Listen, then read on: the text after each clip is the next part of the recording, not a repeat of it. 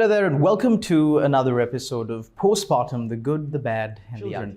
Today we are focusing on the financial aspect of it. Of course, for us living here in Sri Lanka, this is a very, very problematic area given the uncertainty in the market, the current crises that we are facing as a nation, and the financial situation of many, many families living in Sri Lanka right now. And to discuss on these matters and more, firstly, we've got my co-moderator, Mrs. Jerusha-Thambiah, and also we've got on our show today, Bhanuka Harischandra. He's the founder, CEO of Surge Global. Welcome, Bhanuka. Thank you very much for joining us.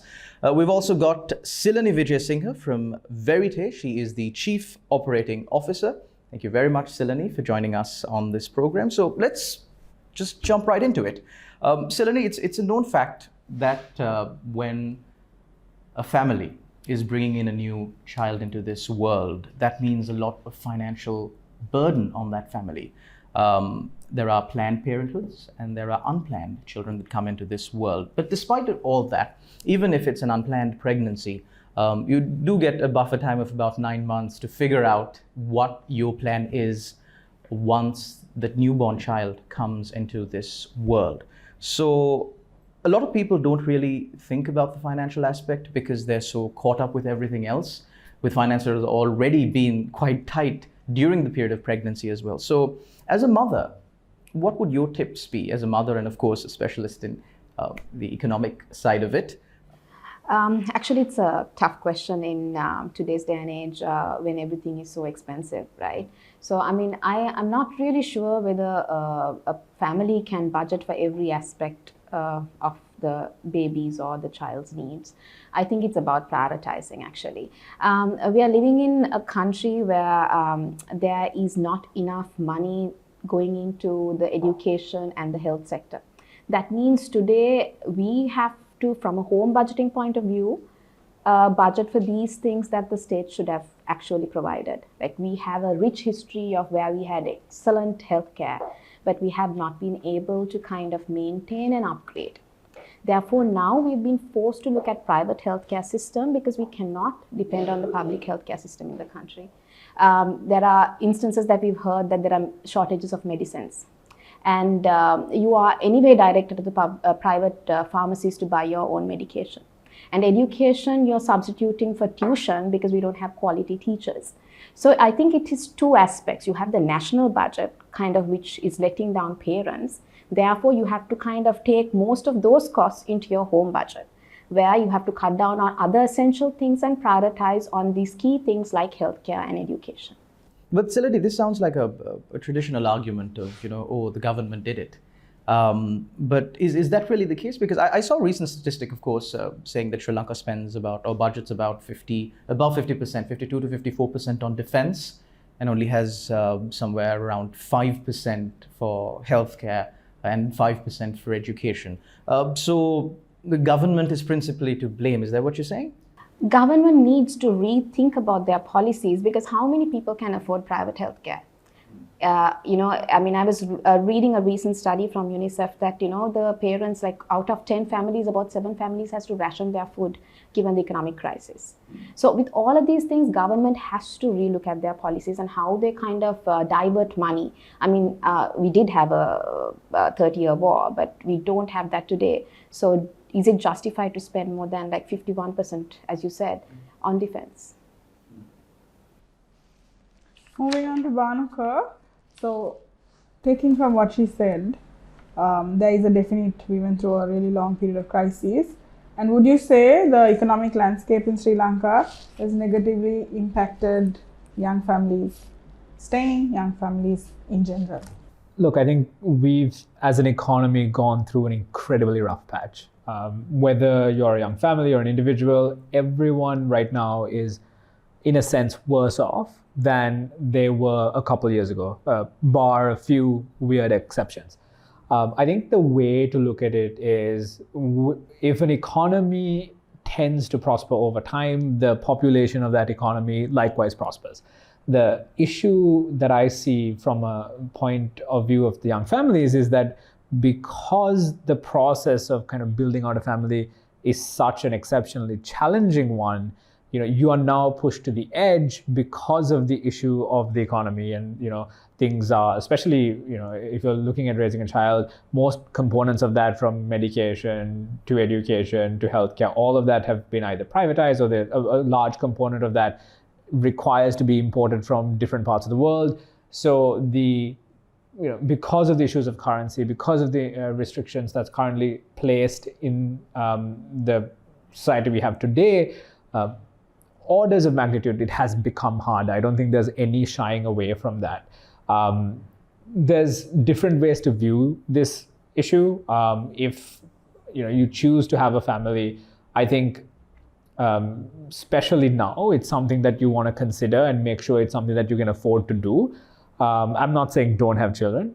Absolutely, you need to do what you need to do. But there is a certain responsibility, now that you know this information, when you're planning for the future, you take the best course of action that you can.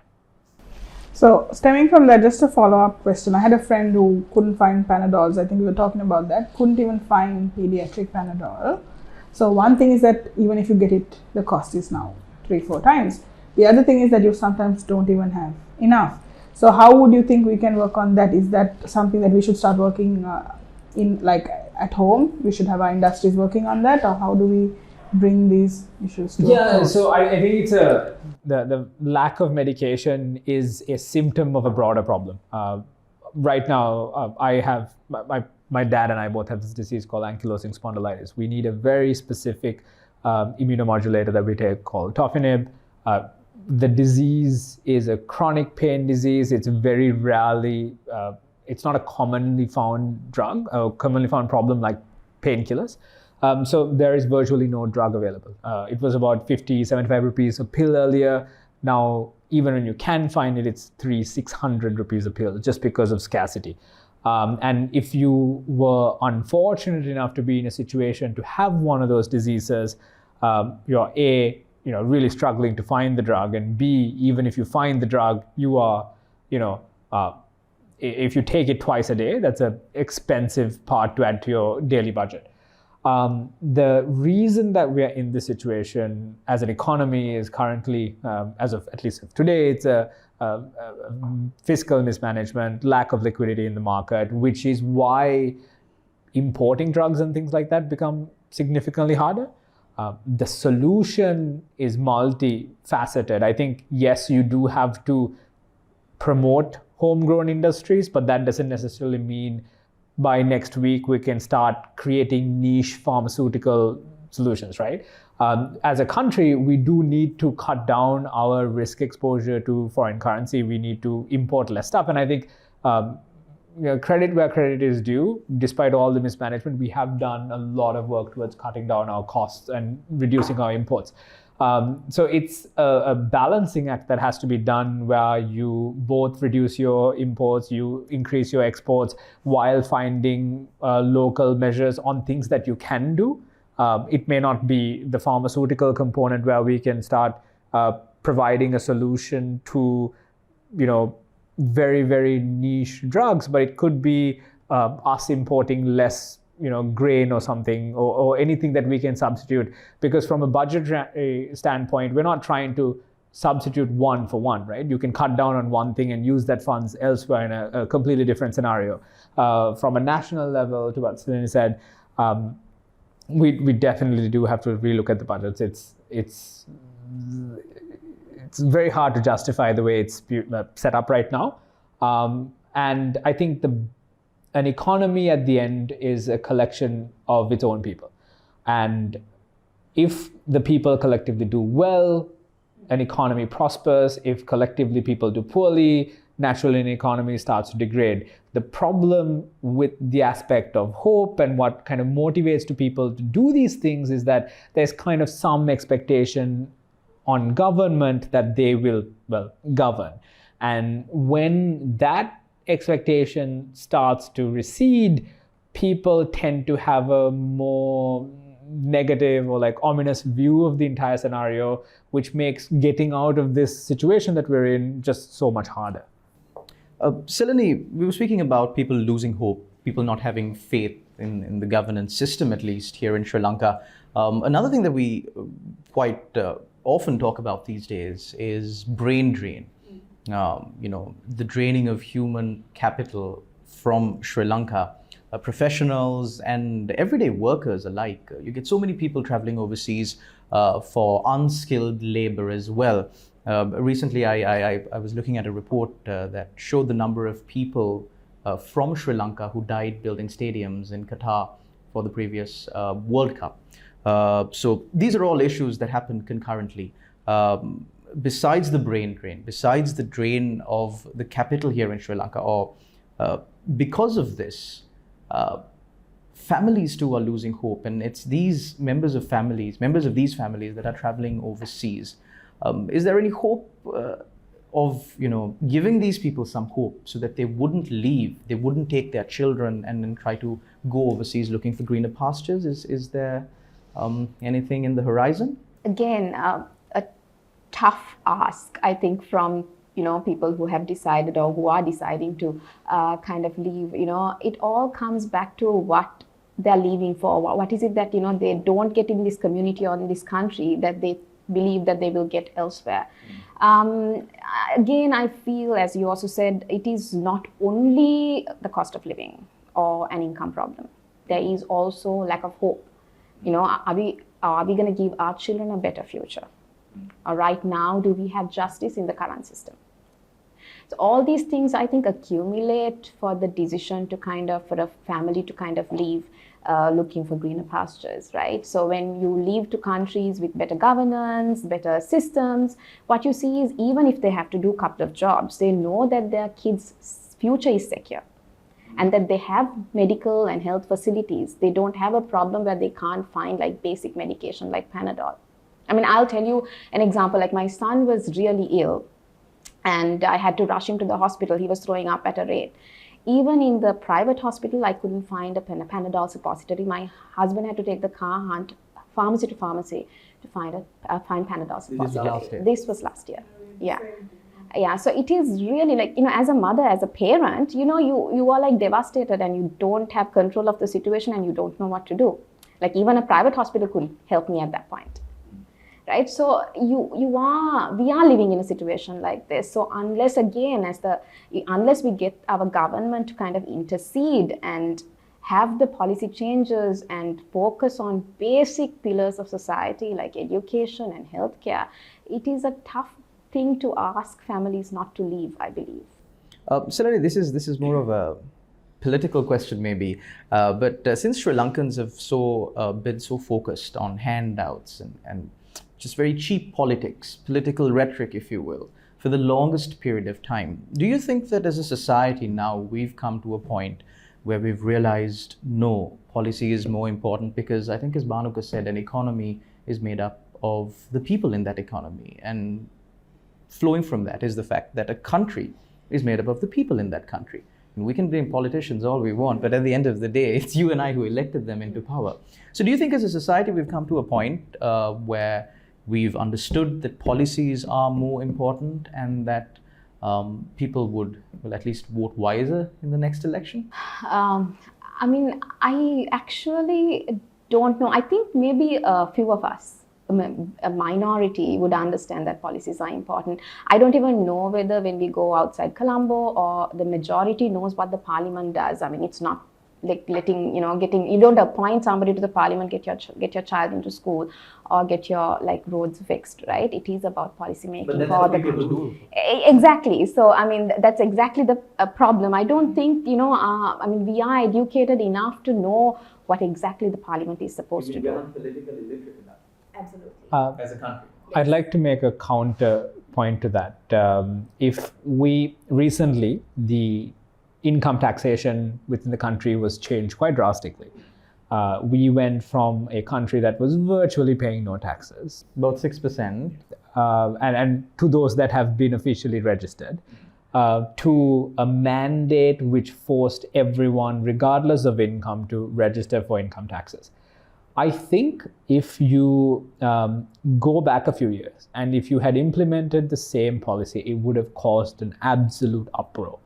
I think the last couple of years of turmoil, being in the full queues for days on end, not having the ability to move around, it forced people to be significantly more financially as well as politically literate than ever before. And I think that's the only reason the current policies around taxation could even happen the way it did. So I think there is definitely a significantly higher understanding of what is going on. And to me, as an individual that has decided to stay in the country, it gives me a ton of hope, right? I am privileged to be in a position where I have a roof over my head, I have all my bills paid, I have food all 3 meals, and I am also losing out because of those taxes that I am now paying. But as a citizen, I'm significantly happier knowing that the economy is moving to a level of sustainability than what we had years before. I am less scared today than in 2019, where we decided that, let's completely sacrifice our largest source of revenue. So I don't know whether we can say that we haven't understood. From a population point of view, perhaps. From a per capita point of view, I think the majority of the capital within the country understands that there are rules to the game and there are certain boundary conditions that you have to play within. And a lot of them are playing ball. And to me, that is such a massive win that you don't see the outcomes of that today. You don't see massive benefits from that over the next 2 or 3 years. Everyone who's migrating, and we are not in no moral high ground to tell who should leave and who should stay. But the reason those countries and those economies are at the state where they are is because of governance that has been done better, arguably, not for a week. They've been doing it for decades, right? Everyone keeps on bringing Singapore as an example. Singapore has been taxing, if you've been an employee of a Singaporean company, the way their tax structure works is ridiculous. You have so many different fees, similar to our retirement fund that you have to participate in, which drives a majority of the country's development. And we somehow expect the same type of results of a progressive tax system, of a country that's fiscally responsible, but at the same time of kind of pointing at Singapore and saying, hey, look at how amazing this country is. We still turn around, at least till today, we turned around and said, that's great, but I also want my free education, my free healthcare. I want everything paid for. I want food. The government's responsible for everything that happens. You can't have both sides of that equation. One is in absolute juxtaposition to the other. So I think in that sense, I'm hopeful. Otherwise, we have plenty of opportunity to leave. The reason why I stay is because we can see that happening. And obviously, it's going to take time and it's going to be painful. And all of those things exist. But because of these policies being met and the way that they're being set up right now, you kind of start seeing light at the end of the tunnel, which is an amazing feeling. Now, you can make the argument that the problem historically we've had is every time we've had good policies, someone comes and overturns it for bad. And I can't tell you whether that's going to happen or not. But if we go in the trajectory that we're going in, it's far healthier than we've ever had before. Just to kind of add to that, actually, I have no problems paying taxes to the government as long as I have transparency. I want to know what my tax money is doing. Is it being utilized properly? Today, you talk about governance. We have a huge problem with governance, right? So, I'm political literacy wise, I'm sure we have improved. But again, there is no problem. I don't think anyone will kind of refute or refuse to pay their taxes as long as they know that it is going to things that is worthwhile and there's transparency. So right now, for me, as a parent, as a person who pays like a huge tax to the government, like a huge portion of my income, when we have witnessed like all-time high inflation last year, right? And my income is going the other way, where the cost of living is increasing. Still, as a citizen, I'm willing to pay the taxes as long as I know that there is transparency and it is being utilized properly and there's equity. The question, sorry, just curious here.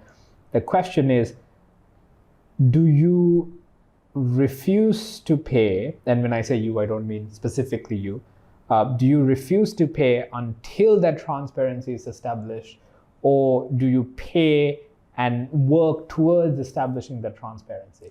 Because this is where rubber kind of meets the road. I mean, I think the government has had enough time to kind of create some kind of leeway in showing us that transparency.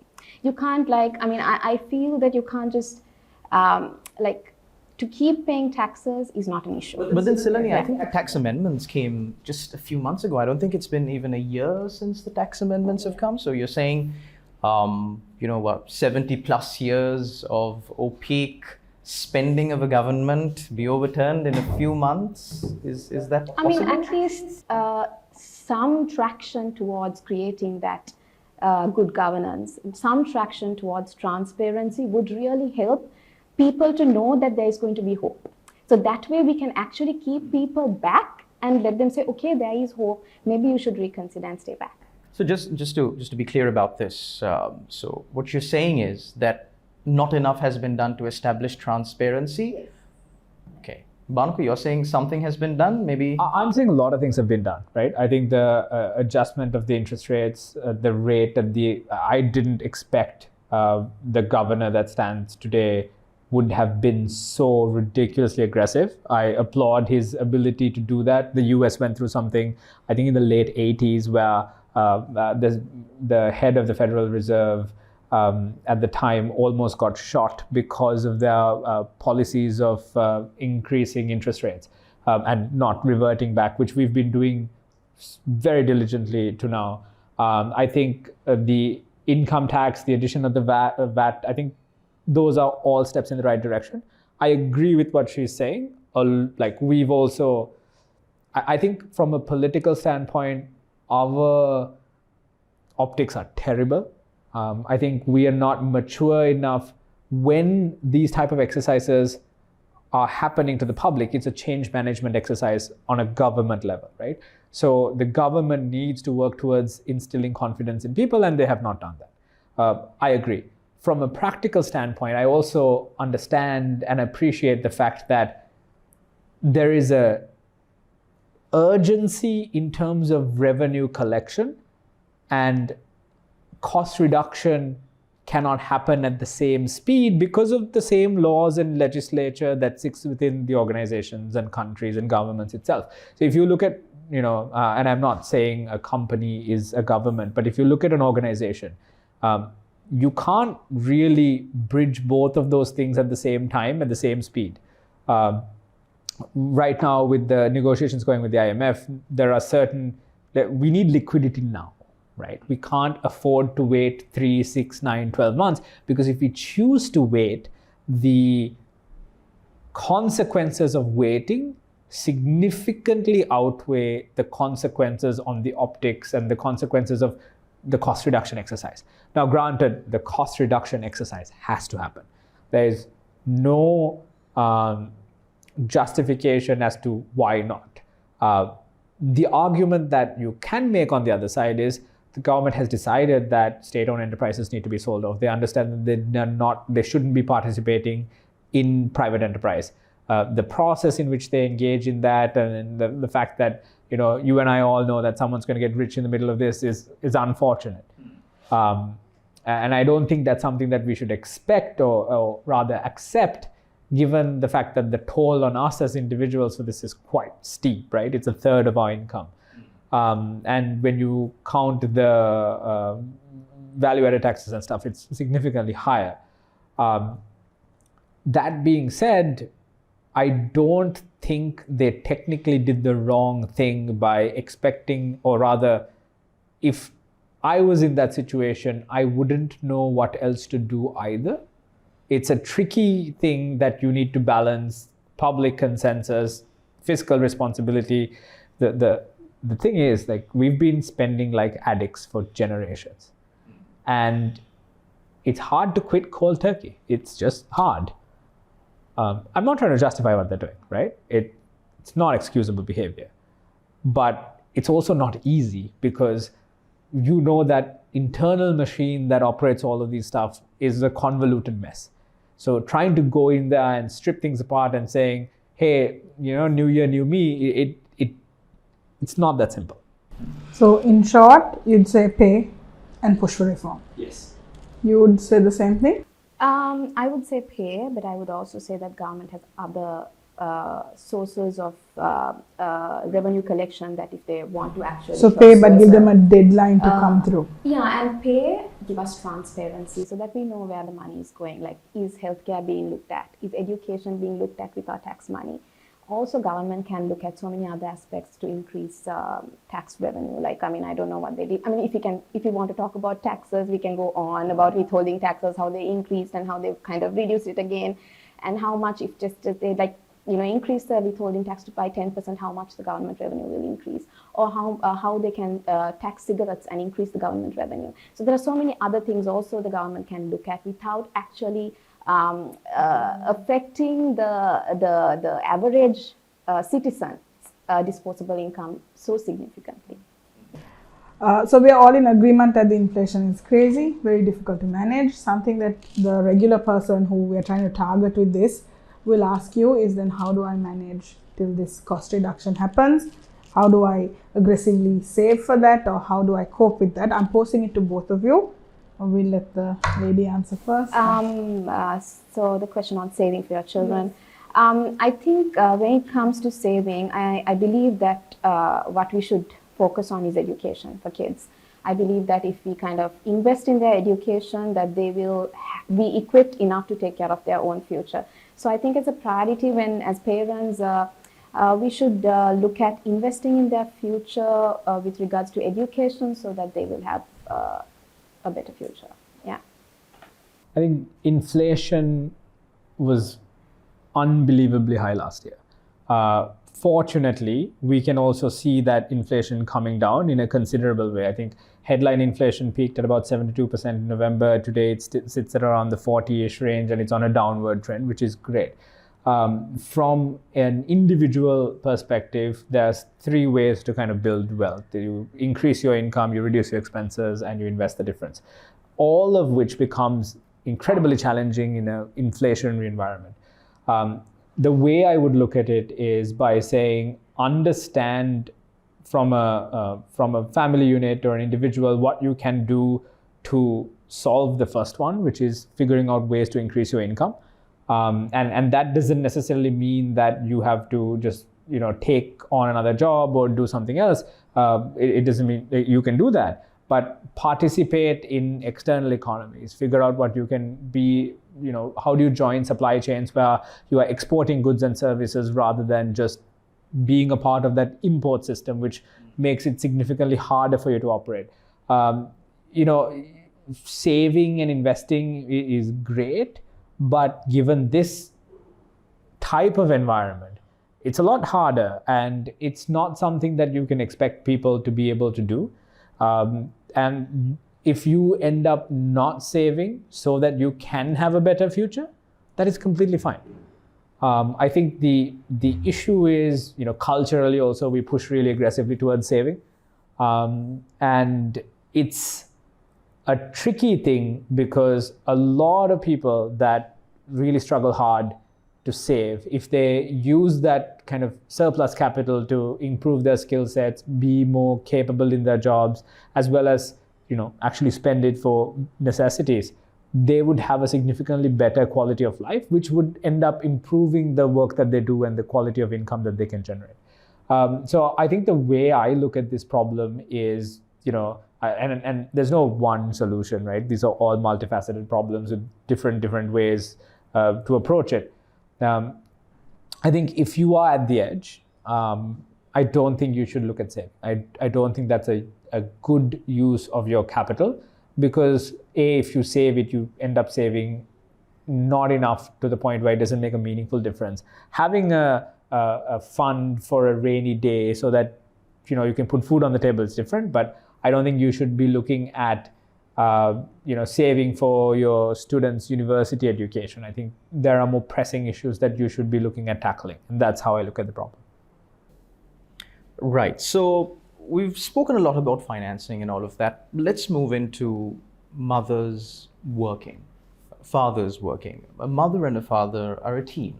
And during the postpartum period, when the child is born, the child needs the love and affection of the mother and also a deep connection with the father. We here in Sri Lanka are speaking about transforming our labor laws. As far as on the book businesses go, established companies go, there are maternity leave mandated. Paternity leave, not as much, but that is something. But there are certain professions in Sri Lanka, certain industries in Sri Lanka that are not regulated as much. And as such, women working in these industries, some women who've made a career out of it, don't really get that kind of leave. So in addressing that, how do you see we as a country can address that? Does it mean more legislation, or does it require these industries to understand this issue and then say, look here, we have a problem, we need to address it?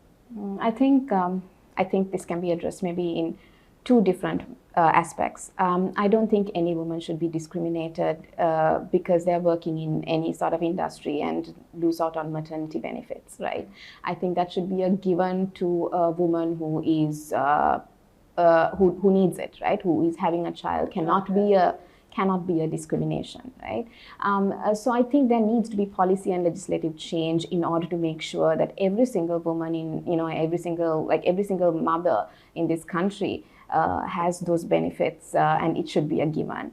And also in Sri Lanka, when we look at it, the entire maternity benefit, if you call it as the private sector might see it, a burden, because you're talking about 84 days of paid leave, right? So that entire 84 days of paid leave is with the private sector. So private sector, individual companies have to fund for it and figure out maybe interim solutions until the mother is away to kind of figure out how to kind of do the work. So Veritarian Research actually did a paper, an insight a couple of years ago, where we calculated that the maternity benefit, the value is 4.5 billion.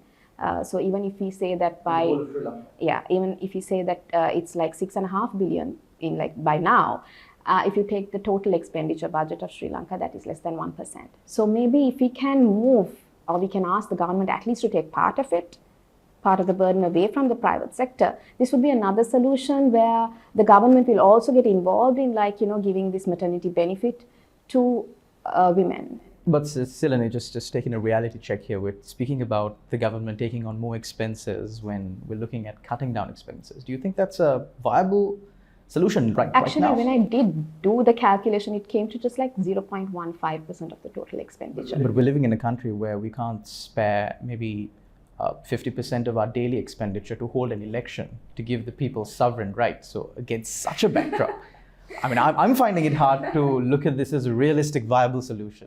Bhanuka, what's your take? I think I understand the spirit in which she's making the suggestion. From an implementation point of view, I don't see it happening. I don't know how you can. There's very little case to make to increase expenses. Women participating in the labor force increases future prospects of a country. That is irrefutable.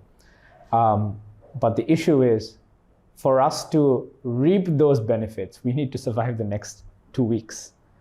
So given that context, I think this is something that we should participate as a country after we get ourselves out of an immediate mess. So does that mean that women should stay out of the labor force until we figure out how to kind of fund or come up with policies for maternity? So I'll give you my personal view, right?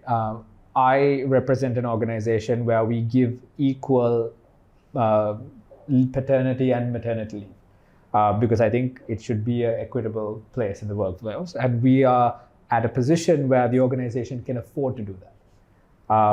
At the same time, if the private sector, and this is an ideological question more than anything, if you're operating a business that is incredibly globally competitive and it puts you at a situation where you are losing out to global competition because of whatever participation, what do you do in that scenario? Do you not participate in the global challenge because of the added cost? Or do you go, it's okay to not be competitive as long as equity is maintained? I don't know the answer to that question. So to wrap this up, I want very short answers from you guys because I think that we can go on forever on this. But the impression I got is that if you were to choose one sector that has to really clean themselves up, you're putting that burden on the government, rightly so. I felt from you that you think there's an interim patch that we will have to come forward and support the government as well. So if you had to give everyone listening in, people, especially the younger lot who want to decide to stay, what markers would you want them to look at to decide that things are going the right way and now we can actually support? I think it's a joint effort. I think it is people as well as the government. I think we should work together because it should be a collective solution. I don't think the government can come up with all the answers, or as a community of Sri Lankans can come up with one single answer. So we need to understand that we have a collective issue and we need a collective solution. So yeah, that's what I think that at the end of the day, a society is the collection of its people, and you, despite the obligation existing for a government to govern effectively, very rarely do you get to influence it in a meaningful way, unfortunately. It's up to you, purely from a self-preservation point of view, to put yourself in a position where you can succeed. If every person works towards putting themselves in that position, ironically, the entire economy kind of fixes itself. It's a tricky balance that you have to strike, because I think the answers to the questions that people face are not direct, they're nuanced and they're complicated, but you don't really have a choice. You have to get through this one way or another. If that means that you have to migrate and kind of go do your thing, go do it, that's fine. But at the same time, it's difficult for us to wait for a better outcome because you kind of have to build it as well. Well, that kind of wraps up the time allocated for this part of Postpartum, the good, the bad, and the ugly. Thank you very much to my co-moderator, Mrs. Jerusha-Thambiah, and also to our guests this evening, Bhanuka Harischandra, the founder CEO of Surge Global, and Cilani Wijesinghe from Verite Research, the Chief Operating Officer. Thank you very much for joining us on our program. We'll catch you again on another episode of Postpartum, the good, the bad, and the ugly. Thank you for tuning in.